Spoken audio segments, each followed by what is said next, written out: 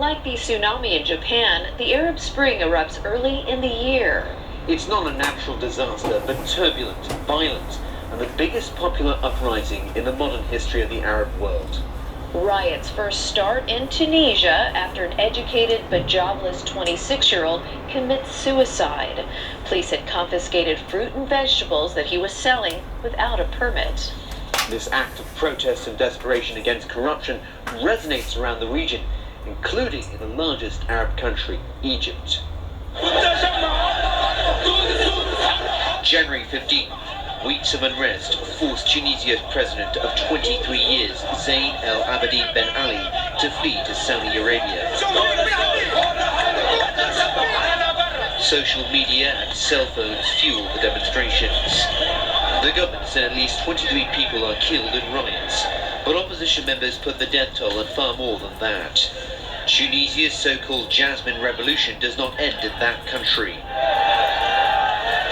On January 25th, tens of thousands of people staged massive anti-government protests in Egypt.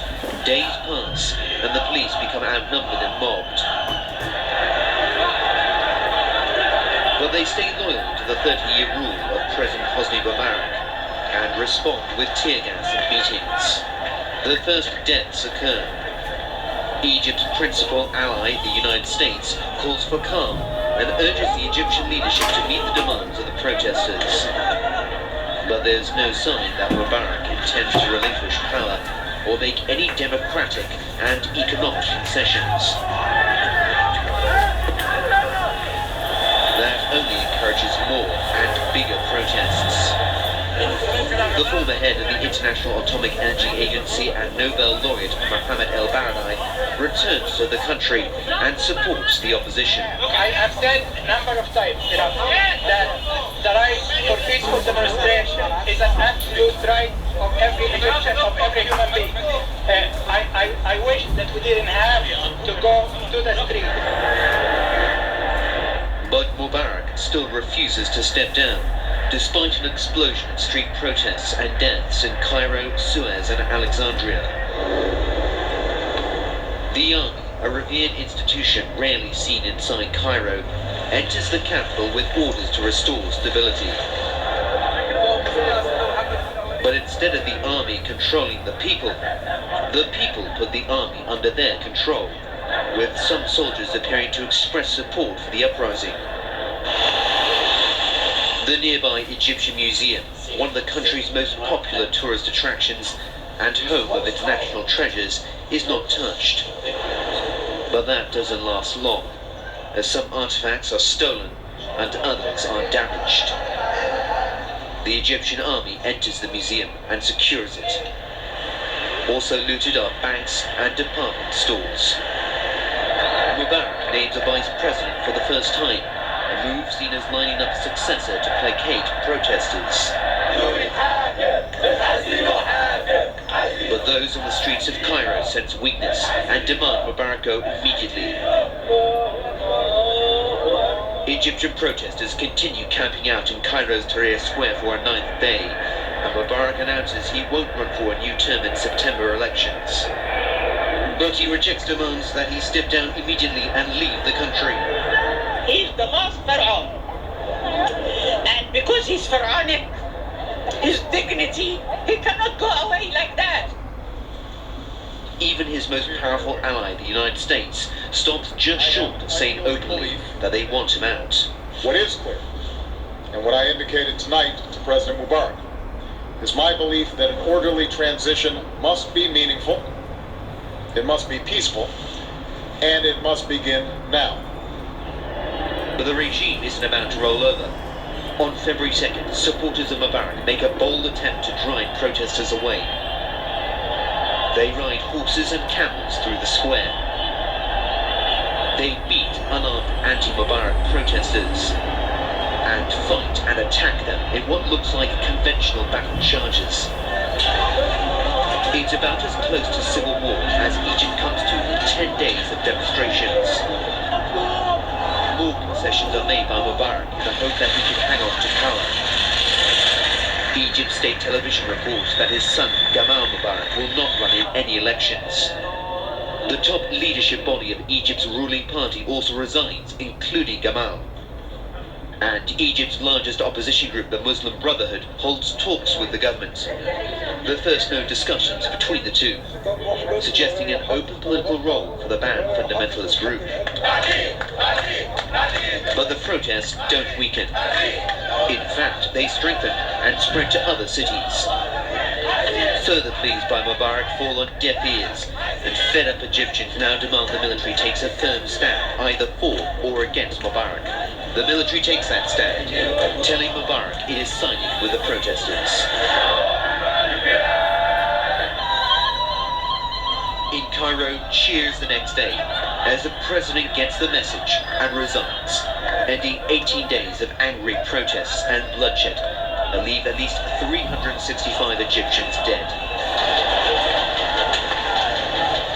November 18th.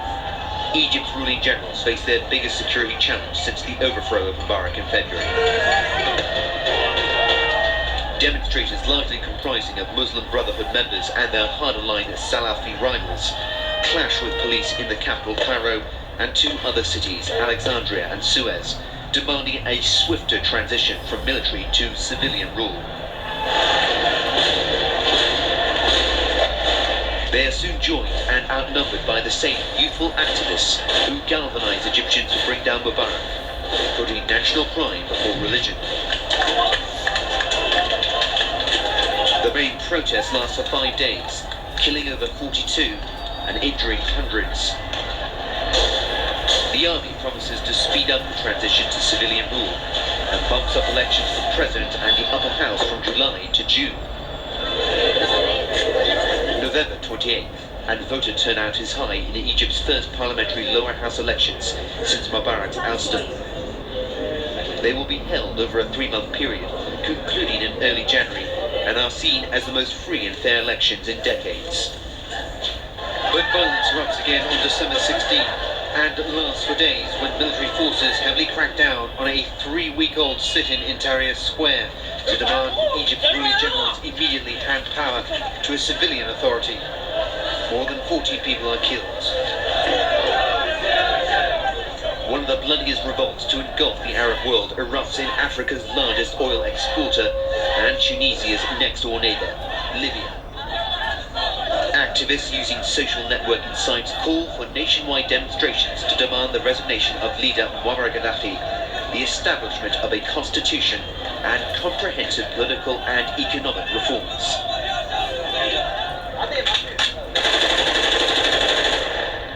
Eastern Libya falls into rebel hands, and they move closer to taking the capital Tripoli. But Gaddafi fights back hard, driving the rebels back to the gates of Benghazi. The rebels appeal for outside help and get it. Backed by a UN resolution authorizing force and the Arab League, NATO launches airstrikes on Gaddafi's armor and forces. Those NATO airstrikes prove to be decisive for the rebels, and they enter Tripoli in late August. Gaddafi goes into hiding, but rebels finally catch up with him in late October in his hometown of Sirte. He is killed, and the cause of his death remains suspicious. Meanwhile, in Yemen, protests calling for the resignation of President Ali Abdullah Saleh and the end of his 32-year rule begin on February 11th.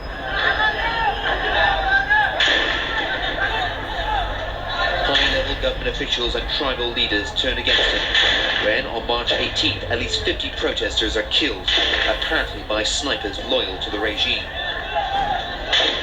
Despite mediation from Gulf countries, Saleh repeatedly reneges on agreements to step down, even when offered immunity from prosecution. June 3rd, and Saleh is badly injured during an attack on his presidential compound. 11 guards are killed, and 5 officials hurt. Saleh is taken to Saudi Arabia for surgery and other medical treatment. He returns to Yemen on September 23rd. November 23rd, Saleh signs a US-Saudi broker deal to step down in 30 days, with elections taking place in 90 days. And he becomes the 4th Arab leader to be toppled by the Arab Spring. Meanwhile, Meanwhile, one Arab leader who still hangs on is Syrian President Bashar al-Assad, despite army defections and violent protests against him. The unrest continues to this day, killing over 5,000. And on November 27th, the Arab League takes the unprecedented step of approving sanctions against a fellow member, in this case Syria. May the 2nd, and shocking news of Osama bin Laden's death by US Navy SEALs. The United States launched a targeted operation against that compound in Abbottabad, Pakistan. A small team of Americans carried out the operation with extraordinary courage and capability. No Americans were harmed. They took care to avoid civilian casualties. After a firefight, they killed Osama bin Laden and took custody of his body. There are scenes of jubilation on the streets of Washington and New York. But Pakistan is angered as it had not been informed of the operation on its territory and embarrassed that bin Laden was not only living in the country, but also right in the middle of a military garrison town. Bin Laden's body is buried at sea 24 hours after his death. After 15 years on the run, Bosnian-Serb wartime general Ratko Mladic finally faces trial on genocide charges at the UN Tribunal in The Hague. He is arrested on May 26th in a small village about 100 kilometers from the Serbian capital Belgrade. In late November, Nuon Chea, Q Sampan and Ieng Sary go on trial in Cambodia for genocide and war crimes. The three senior officials of the 1975-1979 Khmer Rouge regime deny the charges against them. At least 2.2 million Cambodians are believed to have died during that period, or a quarter of Cambodia's population. Not at the trial was Supreme Khmer Rouge leader Pol Pot, who died in 1998. Fast forward 13 years, and on December 17th, another hardcore communist, North Korean leader Kim Jong-il, dies of a massive heart attack on his train while on an inspection tour of an area outside the capital. The root cause of the death is given as physical and mental overwork. The 69-year-old leader is believed to have had diabetes and heart disease. He also reportedly suffered a stroke in 2008, but appeared to have recovered. State television later broadcast an order that called on the country's 24 million people to rally behind the 20-something heir apparent Kim Jong-un as the nation mourns the supreme leader's death. The next day, December 18th, Czechs mourned the death of an ex-president who led the 1989 anti-communist Velvet Revolution in the former Czechoslovakia. Václav Havel was a dissident and playwright who spent years in jail before becoming the Czech Republic's democratically elected leader. In Iraq, US forces who overthrew Saddam Hussein in 2003 finally pull out of the country after nearly 9 years of war and 4,500 troops killed. Beijing keeps a wary eye on what's dubbed the Arab Spring. The central government worries it could lead to a Tunisia-style Jasmine revolution in China. Some bloggers in China try to organize copycat protests on the mainland, which are quickly snuffed out. What follows is also one of the biggest crackdowns on dissidents in recent memory. And we'll have more on that when we come back.